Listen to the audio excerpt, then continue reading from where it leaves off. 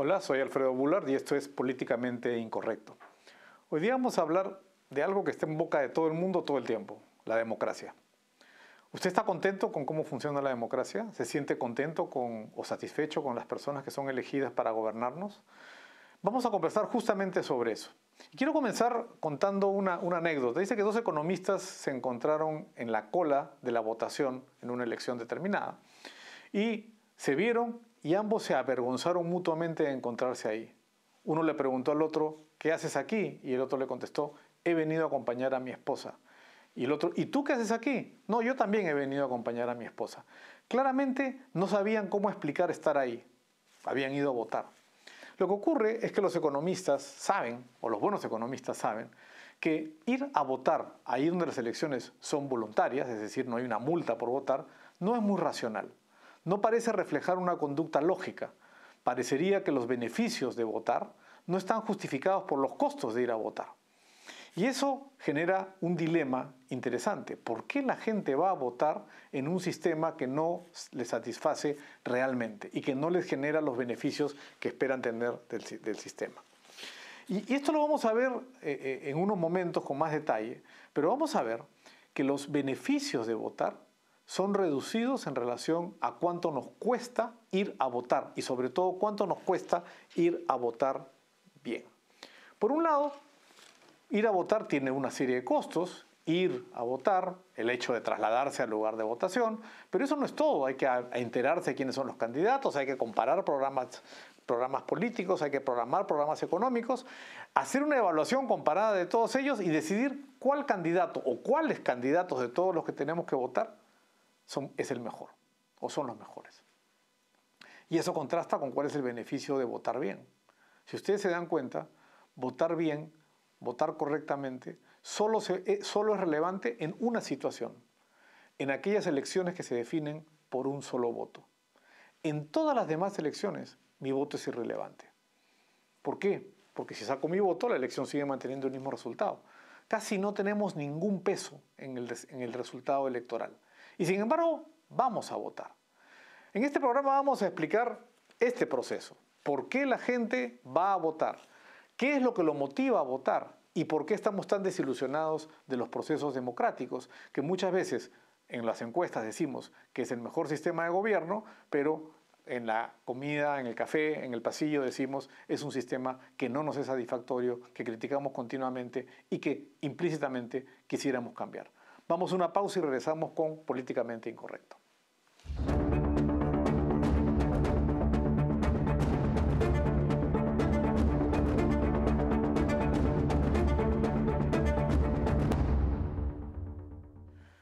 Regresamos a Políticamente Incorrecto y vamos a seguir conversando sobre la democracia, qué nos satisface de ella y qué nos disgusta, y por qué es que vamos a votar cuando las elecciones son voluntarias. Quiero regresar a otro caso interesante, el de Suiza. Suiza es el país donde más votantes van a votar a pesar que las elecciones no son obligatorias. Y además es el país donde hay más elecciones. Se vota por todo, por los candidatos, por elección del Ejecutivo, elección del Parlamento. Y también se vota por cosas tan increíbles como hay que matar un lobo porque se está comiendo las gallinas, votación en el condado para decidir si finalmente se elimina o no se elimina el lobo. Es decir, les gusta votar por casi cualquier cosa. Y los suizos, en búsqueda de aumentar la cantidad de gente que va a votar, hicieron algo que tenía mucho sentido. Vamos a cambiar el voto físico en el ánfora por votar por internet. Que es de esperarse que al reducir el costo de ir a votar, ya no tengo que salir de mi casa, solo me tengo que sentar en una computadora y emitir mi voto, más gente va a votar. Resultado, votó menos gente. ¿Por qué? ¿Qué es lo que explica que esto haya pasado?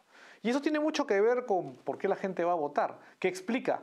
A estos amigos economistas estén en la cola esperando votar cuando no hay mucha razón para hacerlo, no hay mucho beneficio.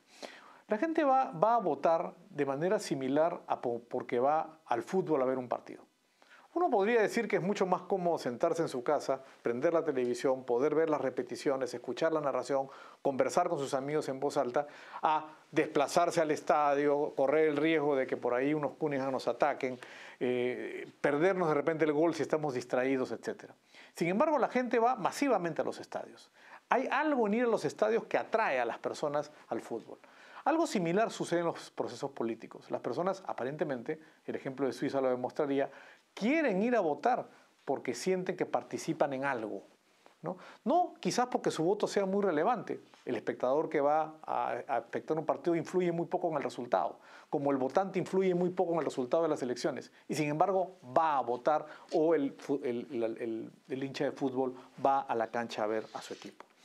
En general hay una satisfacción relativa con la democracia. El Latinbarómetro, que mide el nivel de satisfacción con la democracia, cerca de la mitad de las personas están satisfechas y la otra mitad realmente no están satisfechas. Es un porcentaje bajo para un sistema que regula nuestra vida política y nuestra vida social y económica. ¿Por qué ocurre esto?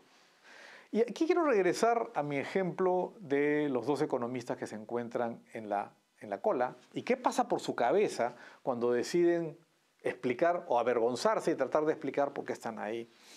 El costo de votar no es bajo. Ustedes dirán, no, es tomar un taxi o caminar un poco al centro de votación.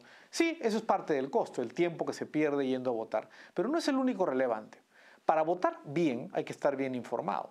Y para estar bien informado uno tiene que identificar a los candidatos, saber algo de su vida, saber algo de sus programas económicos, políticos, sociales, evaluar y comparar todos esos programas y llegar a la conclusión que este candidato es el mejor para mí o para el país.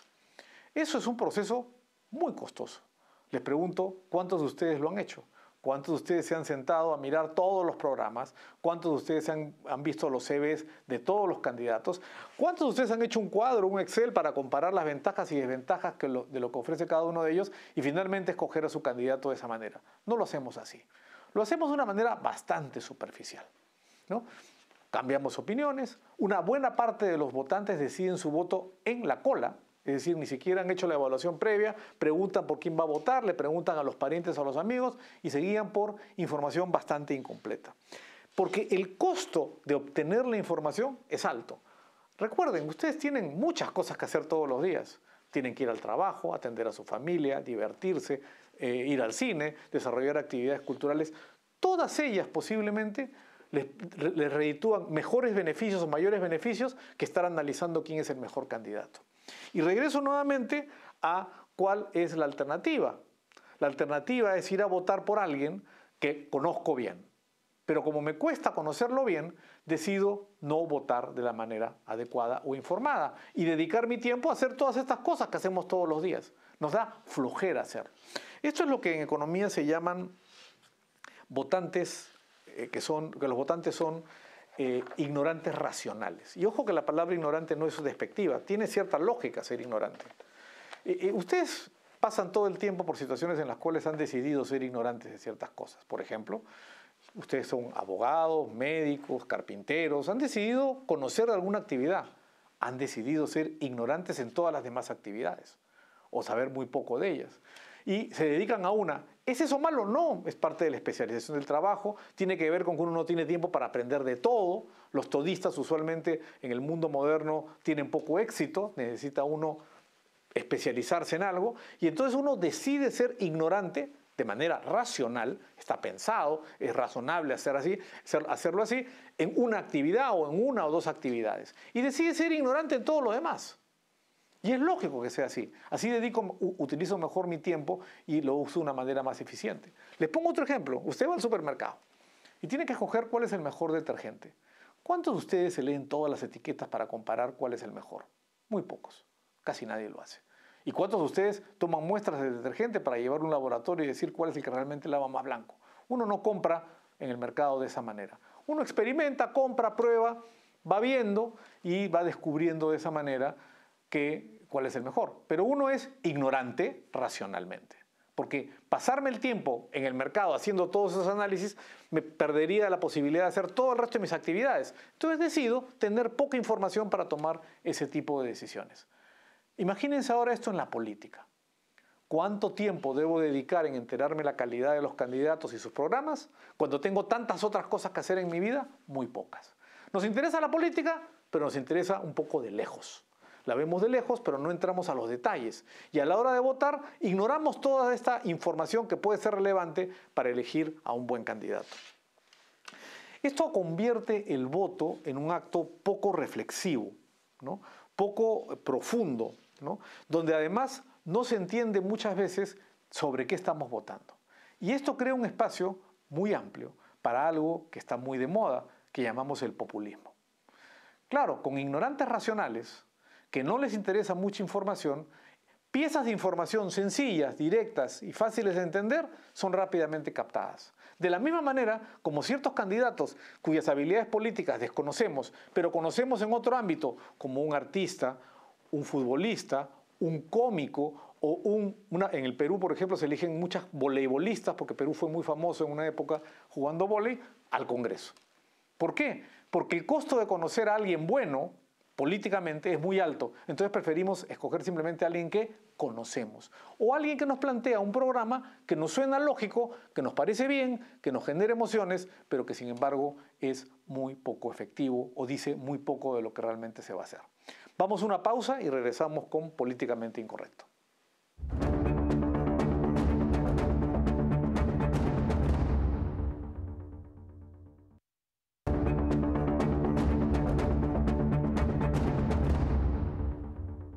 Soy Alfredo Bular y esto es Políticamente Incorrecto. En el bloque anterior hablábamos de los ignorantes racionales, pero el problema es aún más complejo. No solamente hay ignorantes racionales, sino también ignorantes irracionales. Es decir, personas cuyo razonamiento, yo diría la mayoría de los votantes, no profundiza lo suficiente sobre lo que se tiene que votar. Es decir, no solamente deciden ignorar cosas, sino que cuando las analizan, no las analizan bien. Esto genera una serie de tendencias en los votantes que son muy bien analizadas por Kaplan en un libro, El mito del votante racional, donde dice que no solamente hay un problema de ignorancia, hay un problema de racionalidad en el votante. Los votantes, contra lo que solemos creer, no son racionales. Esto explica una tendencia natural, común, en los bloques de votación de personas que son contrarias, por ejemplo, al mercado. ¿No? Creen que los mercados no son buena solución, porque los mercados, la verdad, tienen ciertas complejidades para ser analizados. Los mercados generan, se entienden como algo que genera confusión, algo que genera desorden, ¿no? Porque no se entiende bien cómo funciona y cómo el mercado se ordena a sí mismo. De hecho, los votantes suelen no entender el concepto de suma cero, es decir, o más bien dicho, de suma positiva frente a suma cero. Los votantes creen que la economía funciona como un juego de suma cero. Si alguien es más rico es porque alguien es más pobre. No comprenden que efectivamente hay un efecto de multiplicación en la actividad. Cuando a mí me contratan, yo mejoro y el que me contrata también mejora. Se crea más riqueza. Usualmente se piensa que si me contratan, este me está robando algo. Entonces los mercados no los entienden y en consecuencia las políticas que tratan de explicar cómo funciona el mercado simplemente son ignoradas. Prefieren políticas en las que se dice voy a redistribuir. Voy a pasar dinero de un lado para otro, voy a subir los impuestos, voy a dar más regulación para que las empresas tengan más costos y los consumidores estén mejor. Todo ese tipo de medidas usualmente no son analizadas, muchas veces son ignoradas y cuando son analizadas no son analizadas con la racionalidad que se debería analizar. Hay otros conceptos interesantes, por ejemplo, la sobreestimación de la capacidad del Estado para resolver problemas. Es decir, usualmente la gente reclama que el Estado resuelva su problema, no piensa que se lo tiene que resolver él mismo y eso hace que sea favorable a personas que le ofrecen mucha actividad del Estado, ¿no? Que le digan, no, el Estado te va a resolver el problema, el Estado va a hacer esto, el Estado va a hacer lo otro, y de alguna manera le tienen temor a aquellos que dicen, vamos a darle libertad a las personas para actuar, vamos a proteger que la gente tenga contratos, vamos a proteger la propiedad. Eso les suena extraño, eso les suena no natural. Dicen, prefiero que el Estado me resuelva los problemas. Y esto también tiene una serie de otras consecuencias. Hay otros efectos como la mala comprensión de las políticas laborales, ¿no? La gente, por ejemplo, trata o exige o piensa que limitar la tecnología, por ejemplo, es una buena forma de mejorar la cantidad de puestos de trabajo, ¿no? Y entonces continuamente propugnan por mecanismos de protección de los puestos de trabajo, de estabilidad laboral, sueldos mínimos, etcétera, etcétera, muchas veces llevados al extremo, que buscan proteger los puestos de trabajo, ¿no? Proteger a las personas que no pueden ser competitivas para trabajar. Hay una anécdota muy conocida donde un premio Nobel de Economía se reúne con un funcionario del gobierno chino y está analizando una obra, están haciendo unas zanjas para colocar unas tuberías. Y este premio Nobel le pregunta al funcionario por qué utilizaban lampas para hacer las zanjas si era mucho más eficiente usar un cargador frontal que podía reemplazar el trabajo de muchas personas y hacerlo mucho más barato y más rápido. La respuesta del funcionario chino fue, si colocamos un cargador frontal, muchos chinos se van a quedar sin trabajo. Y la respuesta del premio Nobel fue, si de eso se trata, entonces quítele las lámparas y déle cucharitas, porque de esa manera vamos a tener más chinos produciendo. Es decir, no hay una comprensión clara, se suele pensar que la protección del empleo es una mejor forma de obtener una mejor economía, cuando lo que no se nota es que las nuevas tecnologías, al contrario, al generar mayor eficiencia y mayor productividad, generan oportunidades de nuevos empleos, de distintos empleos y sobre todo de mayores ingresos para quienes están trabajando, porque al aumentar la productividad los márgenes que pueden ganar son mayores. Esto en la democracia no se suele entender. Entonces ustedes ven a los candidatos ofreciendo más empleo, ofreciendo protección al empleo y no ofreciendo mecanismos para mejorar realmente la productividad de los trabajadores, ¿no? Y hay otros sesgos que claramente se ven, ahora lo estamos viendo en Estados Unidos, ¿no? El sesgo anti-extranjero, ese es otro sesgo que naturalmente se vende muy fácil, ¿no? Yo vivo aquí, ¿por qué va a venir alguien a quitarme mi sitio, mi espacio o mi trabajo? Y entonces se desarrollan políticas antimigratorias muy fuertes, basadas principalmente en la presión democrática, que no analiza correctamente que la inmigración es una forma de reducir los costos de producción y de crear más oportunidades y sobre todo de crear más consumidores que van a consumir los productos y servicios que los ciudadanos ya están produciendo y podrían producir de mayor manera. Es increíble que hoy día países que muestran políticas antimigratorias se construyeron, como el caso de Estados Unidos, sobre la base de la inmigración, ¿no? Y sobre las posibilidades de la competitividad de la inmigración como una alternativa. Entonces, el otro sesgo también es importante, el sesgo pesimista, ¿no? Siempre se piensa que la economía está peor que antes, ¿no? Y eso también es parte de este concepto de ignorancia irracional, ¿no? La verdad, los números desmienten todas estas teorías. Si ustedes ven los números, lo que se muestra es que el PBI per cápita ha subido notablemente en el mundo en las últimas décadas, notablemente, a niveles realmente sorprendentes. Si ustedes toman los niveles de ingresos que había en el siglo XIX y los trasladan ahora, en el siglo XIX, el 90% de la población sería pobre extremo hoy día, ¿no? Y hoy día esos porcentajes son mucho más bajos, muchísimo más bajos. La pobreza extrema en el mundo está en el ratio de 10%. Entonces, uno trata de analizar estos hechos y cuando la democracia no procesa adecuadamente la información, es fácil mandar mensajes que contradicen precisamente lo que el sentido común y la racionalidad nos indica. Esto es políticamente incorrecto. Vamos a una pausa y regresamos en unos instantes.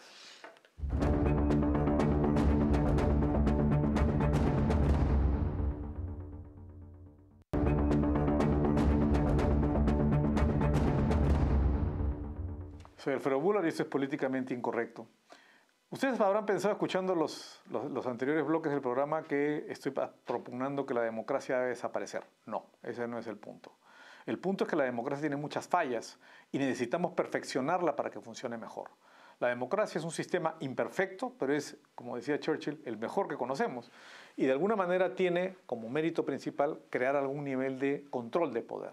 Lo malo es que si la democracia no funciona adecuadamente puede generar exactamente lo contrario, puede ser un sistema de descontrol de poder. Y aquí creo que es importante entender por qué la democracia requiere algunos ajustes. La verdad, las personas sienten que el acto de tomar una balota de papel, poner una X o varias X's para decidir quiénes van a ser elegidos y depositarlo en un ánfora, no expresa realmente lo que quisiera para su país. Lo expresa de manera muy poco efectiva. Segundo, lo expresa de una manera muy poco asertiva. Tercero, siente que no representa lo que realmente quiere hacer. Y cuarto, ve que los resultados no le satisfacen. Entonces la democracia tiene un alto riesgo de desprestigiarse y de ser contraria o ser percibida como contraria a los intereses de la población. Y es por eso que se desarrollan muchas veces tendencias favorables al autoritarismo, ¿no? Por eso Bukele se le aplaude tanto en estos momentos, a pesar de que varios de sus pasos han sido contrarios al esquema democrático. Y sin embargo la población lo está apoyando. Pasó algo similar con Fujimori en los años 90 en el Perú. y son personajes que consiguen un cierto nivel de aprobación cuando se alejan de la democracia como está percibida, a la cual catalogan usualmente como democracia formal, que muchas veces lo es. Y yo creo que hay que trabajar para mejorar la democracia. Uno de los puntos que creo que tenemos que mirar es lo que está pasando con las redes sociales. Es interesante, yo creo que la gente percibe que cuando emite un voto, su posición o su opinión casi no vale. Pero cuando coloca un post o un tweet en Internet, siente que su posición es escuchada. Hay gente que le contesta, ¿no? Y yo creo que las personas comienzan a sentir que ahí es donde se está expresando. Y yo creo que eso es lo que está ocurriendo hoy día, la expresión de voluntad, que no es una expresión formal capaz de cambiar las cosas, pero que es una expresión con capacidad de impactar, se está dando mucho en las redes sociales.